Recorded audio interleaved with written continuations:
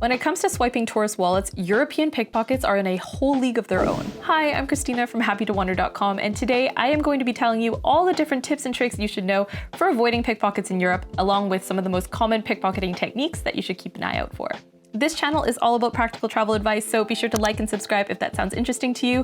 And now let's move on to the top tips for avoiding pickpockets in Europe. Tip number one is to know where the danger zones are. Of course, in any touristy area, there's often places that pickpockets will frequent just because there's a lot of tourists there and they know that there are many easy targets. So which places in particular should you be extra vigilant? Well, the first one is train stations. This is where I first got pickpocketed in Rome, literally 15 minutes upon arriving in the city. Train stations are a very popular place for pickpockets because people are frazzled, it's a very chaotic atmosphere, and people aren't really paying full attention, so be sure to be extra vigilant when you're arriving into a new city. Another hotspot is public transport routes that have a lot of attractions on them. So again, in Rome, there is one particular bus that is especially well known for pickpockets just because it's a bus that goes to all the major attractions, and it is locally known as the Pickpocket Express. Another one is popular tourist attractions. So just as a rule of thumb, where tourists are, pickpockets tend to be as well, just because they see a lot of easy targets. But not you, because you're here watching this video. So if you're in a touristy place, make sure to be extra vigilant with your belongings as well. Even if you're in a place that seems quite safe, like a museum, a lot of popular museums, especially ones like the Louvre, there will also be pickpockets active, so never let your guard down. Lastly, there's beaches. So if you're going to a beach destination, never under any circumstances just leave your stuff on the beach when you go swimming. At the very least, maybe get a portable safe or get a waterproof pouch so you can bring your phone and your wallet with you. 99% of the time, if you're leaving your valuables on the beach, they will get stolen. Number two is to familiarize yourself with common pickpocketing scams. Luckily for us, there are tons of pickpockets, but they do tend to rely on the same techniques over and over. So as long as you are familiar with them, that'll really help you avoid them in the future. Of course, I will be ending this video with a list of different techniques to look out for, but generally speaking, common scams thrive on the following things. Firstly, there's distraction. So any sudden commotion, for example, a fight breaking out, a crowd of teenagers coming onto the metro being really obnoxious, that's often used as a distraction technique so that someone can come take your wallet while you're not fully paying attention. So be mindful of that. Most scams also thrive on quick escapes. So what pickpockets will often do is kind of lurk around places where they're able to get away really easily. So imagine like on public transport, if you're standing close to the doors, if you're on your phone, it's very easy for them to just take the phone and then the doors close and then you're done. That's actually what happened to me in Rome. I was pickpocketed at the train station, but specifically at the metro part. As I was walking onto the train, the woman took my wallet and then escaped, and then the doors closed and I could do nothing about it. So be especially vigilant in situations like that. Another place where they thrive is huge crowded spaces. So of course, if there's a lot of people, there tend to be a lot of pickpockets potentially working as well. So just make sure to try to keep as much distance as possible. And if you're in a close space with lots of people around you, keep a hand on your wallet and on your valuables. Another important tip to keep in mind is that European pickpockets aren't necessarily recognizable. So oftentimes you think of like a pickpocket being someone that you can tell is the thief, but in my case, actually the woman that took my wallet was disguised as another tourist. She was dressed actually really nicely. She had a suitcase and so didn't really fit any stereotypical vision of what a pickpocket might look like. So just keep in mind they do use disguises. Another big one is to just not bring any valuables out and about. What I make sure to do every morning is I look in my bag and make sure that there's nothing in there that doesn't need to be. So if you look in your bag and you see that there was stuff from the day before that you don't need today, like maybe you bought a nice souvenir, make sure to take it out, because the best rule of thumb to go by is to just not bring anything around that you can't stand to lose. Another simple tip is to just not really keep anything in your pocket. So I know I tend to put things in my back pocket when I'm walking around at home. Don't do that when you're abroad, it just doesn't really make sense. I think the best defense is to really make sure there's lots of barrier to entry, because pickpockets, they thrive on being able to swipe things away really quickly, right? So if you're able to kind of stop them or put anything in the way that might impede their grab, then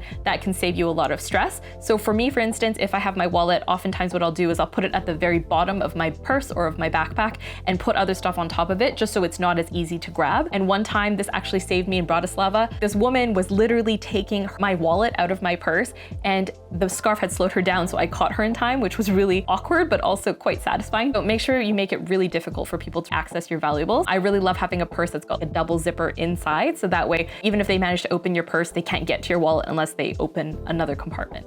Another thing you can look into is potentially getting an anti-theft bag. I feel like personally these are a bit overkill, but if you're really paranoid, they do make bags these days that are slash-proof and have special locking zippers so that it's really tough to get pickpocketed. Tip number 7 is to not be a tourist caricature, because honestly, these European pickpockets, they are consummate professionals, and in some cases they have been pickpocketing longer than you've been alive. So make sure you make it as difficult for them as possible to detect that you are a tourist. So no Hawaiian shirts, nothing like that.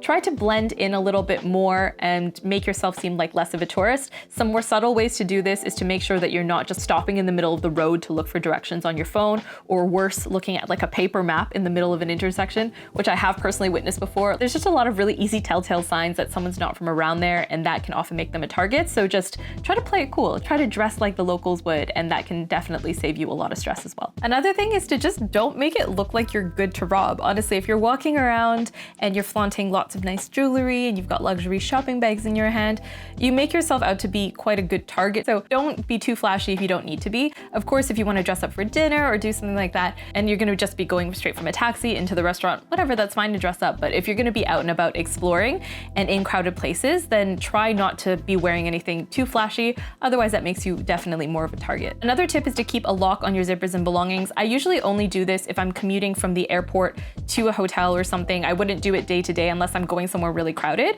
but it does help to have these little locks. You can get them for really cheap online, like 3 for $10 or something, and just keep one in each bag. That way, if you're ever in a situation where you feel like it's really crowded and you'd rather just have that peace of mind, you can whip the lock out and just put a lock on your zippers, and that way nobody can open them. All right, so with those tips out of the way, let's now review some of the most common pickpocketing techniques that pickpockets in Europe use. Once you know these techniques, you'll be able to look out for them, and then that way you know what to avoid. So number one is the petition. Right off the bat, I need to alert you to this one because it is probably the most common one. You'll see it a lot in Paris, but also in other big cities. So when it comes to the petition, what you need to look out for are volunteers, or usually groups of women who are walking around with petitions asking you to sign them. There's 2 variations of this scam. The first one is sometimes they'll just be distracting you with the petition, and while you're signing it, someone else that's part of their squad will come and pickpocket you. The other one is they'll accost you for a donation after you've signed the petition. And so keep that one in mind. Don't sign any petitions. And when in doubt, the best way to avoid the scam is really to just not make eye contact and to just walk away, because they can be very persistent. They'll often rope you in by asking if you speak English. So just keep an eye out for that. The second technique that's very common is the take my photo. So often with this one, what will happen is someone will come up to you and ask you to take their photograph. And then when they get you to take their photo, then there will be some kind of commotion, like a child will run in or something. And then at that time, while you're distracted, then someone will be picking your pocket. This is actually what almost happened to me in Bratislava. I was walking into a church of all places, and this woman was like, take my photo, take my photo. And as I went to do it, this child came in and started running around me in circles. And then as I was distracted, there was a woman, literally her hand was like in my purse, and I saw her and we made eye contact. It was tremendously awkward. I'm pretty sure I just swatted her hand away and she ran off. Now, I'm not saying you shouldn't help anyone take their photo. I feel like that's a quintessential part of the tourist experience. But if you are taking someone's photo and you're not 100% clear of their intentions, make sure your bag is in your front, or that you have a hand over it at all times so that nobody can pick your pockets while you're distracted. Another common scam, especially in Barcelona, is the fake police. Now, I've never seen this one in action, but I've heard enough stories from other tourists to know that this actually is something that happens. So long story short, the fake police will come up to you and demand to see your IDs and your wallets and things like that. And then while they're looking at your wallet, they're gonna take out any cash, take out any cards, and then give it back to you and essentially rob you in plain sight. Of course, this is the kind of scam that doesn't really operate that much in broad daylight. Often this will be targeting drunk tourists coming back from a pub crawl or something like that. But keep in mind that it's not very common for a police officer to come up to you and ask you for your passport, only in situations where you've clearly done something wrong would that ever really happen. So if this does ever happen to you, insist on asking questions. Be like, well, why are you asking me for my passport? Can I see your badge? Anything that'll make it tougher for them, oftentimes they'll back off. The next technique is a simple one known as the shove. So this is how I got pickpocketed the first time in Rome. This woman came up to me, shoved me, and while I was distracted, she reached over and grabbed my wallet out of my purse. This usually happens in crowded places like buses or train stations, so keep that in mind. Always have a hand over your valuables. Technique number 5 is the group ambush, and this one happened to my friend in Nice. This one's quite scary because it is related to numbers. Oftentimes you'll just have a group of teenagers come up to you in this big mob, and they'll surround you and just grab whatever they can get. Obviously, the best way to avoid this one is to just be vigilant and keep a distance. Technique number 6 is something called the fake cleanup. So let's imagine you're walking down the street and all of a sudden you feel a drizzle of bird poop on your shoulder, and then out of nowhere these super helpful strangers come up to you with napkins and they're helping you clean up, and they direct you to the nearest bathroom, and in the process have taken your wallet while they were touching you during that time.